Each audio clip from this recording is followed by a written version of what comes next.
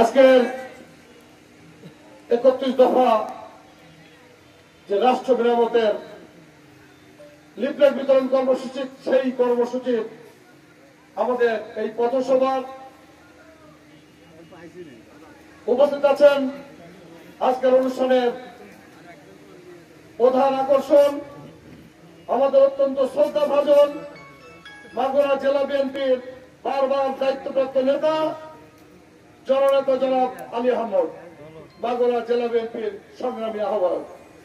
উপস্থিত রয়েছেন অন্যতম যুগ্ম আহ্বায়ক আপনাদের অঞ্চলের ব্যাপক পরিচিত নাম, মাগুরা জেলার অন্যতম নেতা সাবেক ছাত্র নেতা জনাব আমিনুর রহমান খান বিপুল। উপস্থিত রয়েছেন পৌর বিএনপির সদ্য নির্বাচিত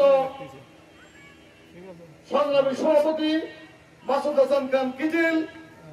উপস্থিত রয়েছেন সাবেক থানা বিএনপির আহ্বায়ক, বর্তমান জেলা বিএনপির অন্যতম সদস্য কুতুবউদ্দিন আহমেদ। উপস্থিত রয়েছে